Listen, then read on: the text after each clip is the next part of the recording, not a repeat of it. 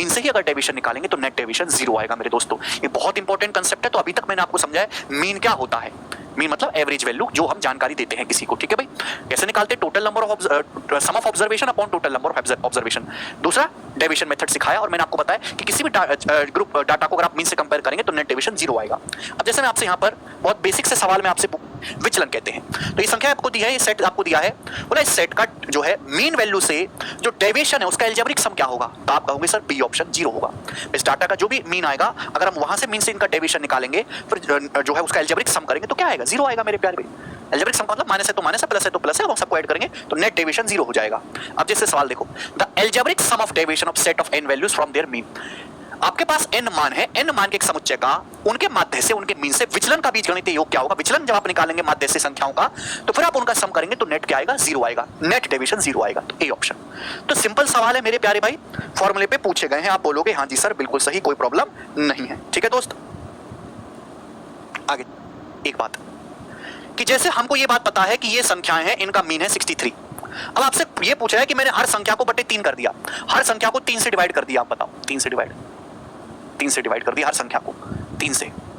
तो अब मेरा सवाल है कि बताओ अब इन संख्याओं का मीन यानी कि औसत क्या हो जाएगा? तो कंसेप्ट है अगला, आपके पास एक जो है संख्याओं का नंबर्स का एक सेट है, उनका जो भी मीन निकल के आ रहा है, मीन को हम जनरली एक्स बार से जो है डिनोट करते हैं एक्स बार से। जो भी मीन होगा, जो नंबर आप हर एक्शन में करोगे, जो एक्शन आप हर एक नंबर में करोगे, मीन में भी सेम वही एक्शन अप्लाई हो जाएगा। आपने यहाँ पे हर संख्या को 3 से डिवाइड कर दिया तो मीन भी आपका 3 से डिवाइड हो जाएगा, यानी कि इन संख्याओं का जो मीन है वो 21 आएगा। आप निकाल के देख लो, अगर आप हर संख्या को डबल कर दोगे तो आपका मीन एवरेज भी डबल हो जाएगा। हर संख्याओं को आप 0.6 से गुणा कर दोगे तो मीन में भी 0.6 से गुणा हो जाएगी। हर संख्या में 2 से गुणा करके अगर आप 7 जोड़ दोगे तो नया जो संख्या बन के आएंगी उनका मीन भी 2 से गुणा करके 7 जोड़ना पड़ेगा। तो जो सेम एक्शन हम नंबर्स में करेंगे हर एक नंबर में, ऐसा नहीं कि किसी में कर रहे हैं किसी में, अगर आप हर नंबर में सेम एक्शन अप्लाई कर रहे हो तो उसके मीन में भी सेम वही एक्शन अप्लाई हो जाएगा। अगला कंसेप्ट समझ में आ गया क्या जी? सवाल नंबर है जैसे आपके सामने, students are this letter on 5 grace marks are added to each student, what are the average marks of the revised marks of student? कुछ भी नहीं है मेरे प्यारे भाई, 5 स्टूडेंट के मार्क्स ये हैं, बाद में हर एक स्टूडेंट्स को 5 अंक ग्रेस दिए जाते हैं। तो आपसे पूछा है रिवाइज्ड मार्क्स, स्टूडेंट्स के रिवाइज्ड मार्क्स का एवरेज क्या होगा? भाई आप इनका एवरेज निकाल लो, आप इनका एवरेज निकाल लो मेरे दोस्तों, ठीक है ना।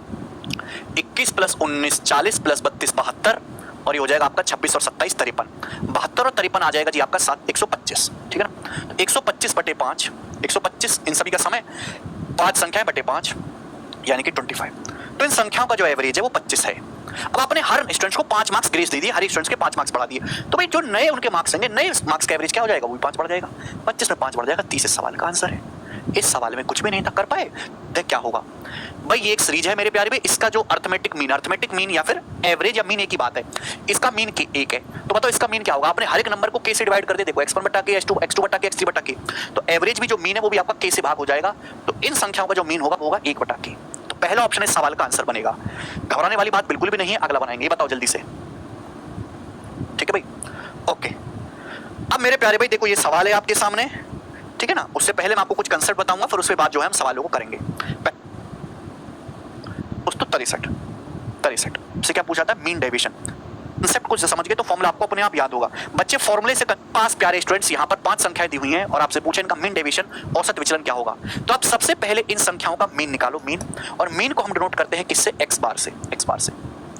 अब इस मीन से इन सभी संख्याओं को कंपेयर करो। कंपेयर करना है आपको, कम ज्यादा नहीं देखना है, कंपेयर नहीं देखना है भाई, मुझे करनी है तुलना। कि भाई जैसे मैं आपके सामने ये मीन है 63 से मैं हर एक नंबर को काउंट करूंगा कि कौन सा नंबर कितना कम या कितना ज्यादा हो रहा है। तो देखिए बेसिकली मैं पता लगाना चाहता हूं कि जो नंबर है आपकी मीन वैल्यू से कितने फैले हुए हैं। तो 63 - 56 7। तो जैसे इनका मीन जो है वो 63 है, 63 से हर एक को कंपेयर करना है। 63 से 56 कितना कम है? 7। आपको प्लस माइनस का साइन नहीं देखना है बिल्कुल भी। 63 से 57, 63 57 के बीच का गैप कितना है? 6, ठीक है भाई। 63 से 59 कितना कम है मेरे दोस्तों? 4। 63 और 68 के बीच में 5 का गैप है, 63 और 75 के बीच में 12 का गैप है, ठीक है ना। तो आप जो है ये मीन से नंबर जितने भी कम है या जितना भी ज्यादा है, इररिस्पेक्टिव ऑफ साइन, कम है या जब माइनस प्लस आपको नहीं देखना है, तो आप निकाल लीजिए मेरे प्यारे भाई, और इसको आप डिवाइड कर देंगे। ये कितनी संख्याएं? 5 संख्याएं, तो हम 5 से डिवाइड कर देंगे, नंबर ऑफ जो है ऑब्जर्वेशन से डिवाइड कर देंगे।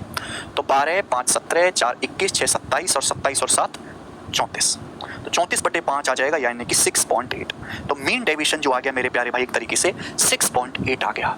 समझ में आया? आप बोलोगे हाँ जी सर बिल्कुल सही, कोई प्रॉब्लम नहीं है, ठीक है बच्चे।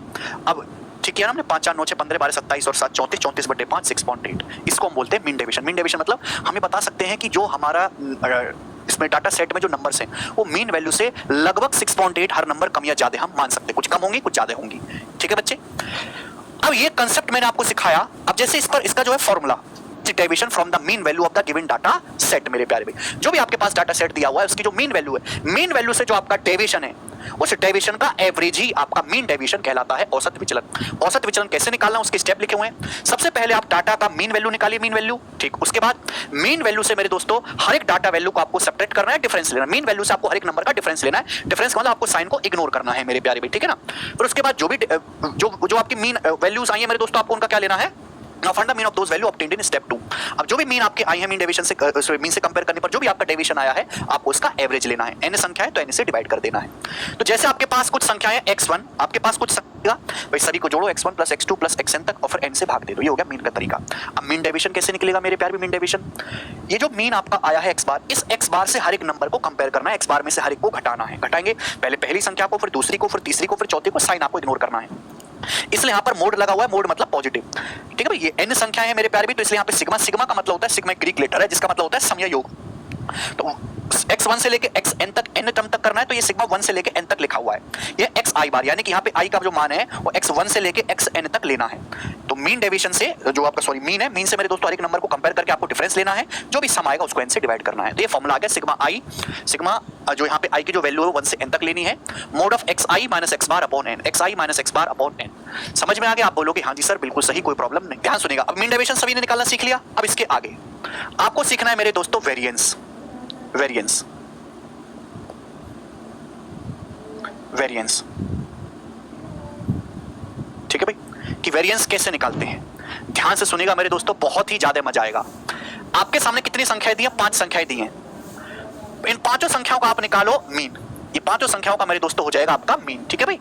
एक्स में दोस्तों ये 2 3 6 6 12 6 18 2 3 5 सर बिल्कुल सही। अब मेरे प्यारे स्टूडेंट्स इस मीन से हर एक संख्या को कंपेयर करो, कंपेयर मेरे मीन से हर एक संख्या को कंपेयर करना है। 5 से 8 कितना ज्यादा है, 3 ज्यादा है, समझ में आया। आप बोलोगे हाँ जी सर। फिर आपको करना है इसका स्क्वायर। आपको क्या करना है, ये क्या आ गया बेसिकली मीन से डेविएशन आ गया, मीन से डेविएशन आ गया मेरे दोस्तों। आप इसका सम करेंगे तो 0 आएगा मेरे प्यारे भाई। अब आपको करना है इसका स्क्वायर। क्या करना है बच्चों, आपने मीन से कंपेयर किया, ये मीन डेविएशन आया मेरे प्यारे भाई, आपको इसमें हर एक का स्क्वायर करना है। तो -3 का स्क्वायर 9, -2 का स्क्वायर 4, ये +1 का स्क्वायर 1, ये 1 का स्क्वायर 1 और बेसिकली फिर 3 का स्क्वायर 9। आपने हर एक नंबर का स्क्वायर किया मेरे दोस्तों, कर लिया। और स्क्वायर करने के बाद जोड़ देना है। कितनी संख्या है, 5 संख्या है, तो यहाँ पे हम 5 से डिवाइड कर देंगे तो बटे 5। आप बोलोगे जी सर बिल्कुल सही। तो 9 9 18 2 20 4 24, 24/5 आ गया 4.8। तो यानी कि वेरिएंस यहाँ पर आया है आपका 4.8। वेरिएंस कितना है मेरे प्यारे स्टूडेंट्स यहाँ पर, 4.8। आप बोलोगे जी सर बिल्कुल सही, कोई परेशानी नहीं है। तो सब लोग जो है अपनी कॉपी में हेडिंग डालेंगे वेरिएंस 4.8। वेरिएंस को हिंदी में विचरण या प्रसरण कहते हैं। Squared variation of A rent होगा मेरे प्यारे भाई वेरिएंस, ठीक है। कैसा वो मीन से किस तरीके से है करने करो, तो हमें फिर क्या करना है उनका स्क्वायर। तो xi और x बार का डिफरेंस और फिर उसका स्क्वायर, समझ में। आप बोलोगे हाँ सर। xi मतलब ये i की वैल्यू कहां से कहां तक है, 1 से लेके n तक। तो यहाँ पे सिग्मा i का मान 1 से लेके n तक लेना है, आप स्क्वायर करेंगे और n से भाग देंगे। तो बेसिकली फॉर्मूला बन गया, ठीक है। फॉर्मूला आपको पता होना चाहिए मेरे प्यारे भाई, ठीक है जी। जो प्रोसेस है ना, इसी प्रोसेस को फॉर्मूला बना के लिखा गया है, ठीक है सर। तो सभी लोग वेरिएंस निकालना सीखे। डेविएशन बेसिकली जो आपके एग्जाम में आता है वो पॉपुलेशन स्टैंडर्ड डेविएशन है। वैसे लिखा नहीं होगा लेकिन आप समझ जाइएगा कि पॉपुलेशन स्टैंडर्ड डेविएशन है। पॉपुलेशन स्टैंडर्ड डेविएशन, मानक विचलन। स्टैंडर्ड डेविएशन कुछ भी भला नहीं है मेरे दोस्तों। जो भी अभी आपने मेहनत करके वेरिएंस निकाला है, जस्ट उस वेरिएंस का अंडर रूट ले लीजिए, जस्ट उस वेरिएंस का आप अंडर रूट ले लीजिए। वेरिएंस जस्ट उस वेरिएंस का मेरे प्यारे भाई आप क्या ले लीजिए, अंडर रूट। समझ में आया। आप बोलोगे हाँ जी सर। अब यहाँ पे मैंने आपके सामने कुछ संख्याएं दी थी, इन संख्याओं का हमने निकाला वेरिएंस, जो कैलकुलेट करने पर 4.8 आया। तो पॉपुलेशन स्टैंडर्ड डेविएशन या फिर स्टैंडर्ड डेविएशन मानक विचलन क्या आएगा, 4.8 का अंडर रूट। और देखिए 22 का स्क्वायर होता है 484, देखिए 2.2 का स्क्वायर होगा 4.84, 2.2 का स्क्वायर तो वही 4.8 है। तो 2.2 सेल का सक्का मान लो 2.19 आ जाएगा। तो अप्रॉक्स 2.19 आ गया स्टैंडर्ड डेविएशन, अप्रॉक्स 2.19।